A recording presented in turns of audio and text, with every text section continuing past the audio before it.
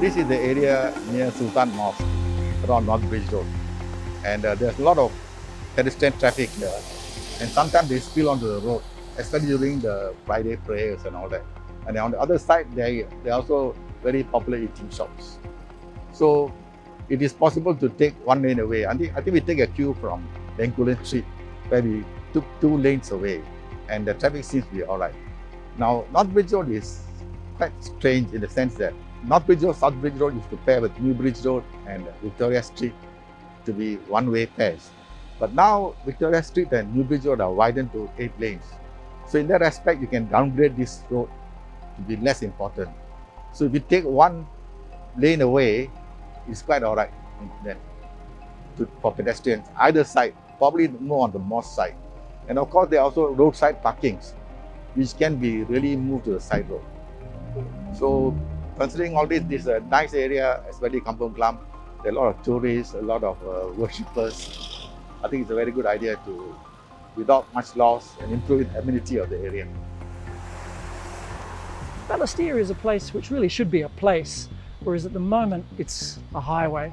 If we reduce the traffic lanes from 3 lanes each way to 2 lanes each way, we gain some space. So in the middle of the road, we'll have a median about 1 lane wide, and at places where people need to turn right or do U-turns, you create a pocket for them to do that without getting in the way of everyone else.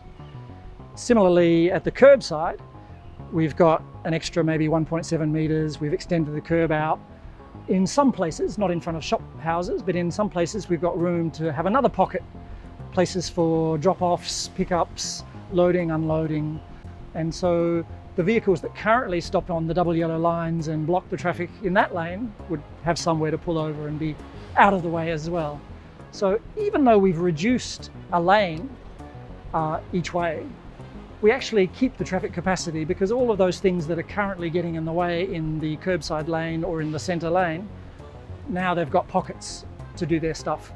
You make it much easier for people to cross Balestier Road. They've got a median there to wait in. You've created space for trees, you've created space for restaurants to have their seating, for people to walk by without being impeded. I'm excited about this pedestrianization of the city district, because it will bring a lot more traffic into this area. Walking will be saved completely.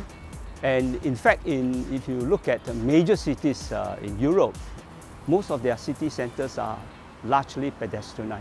I think in the midst of COVID, we can see that the uptake of cycling has improved at least 4 or 5 folds. I think we need to increase other avenues as well, enlarge the avenues. So I see it as a natural progression that getting onto roads must feature at some point in time. So when we talk about roads, it doesn't have to be like a binary decision. Oftentimes you hear this word called segregated lane or dedicated lane. So the question is, why are we thinking only in the word dedicated? It could be a time-based access. In other words, like your bus lane, certain hours it operates, certain hours it's off. So I think we need to be a bit more creative.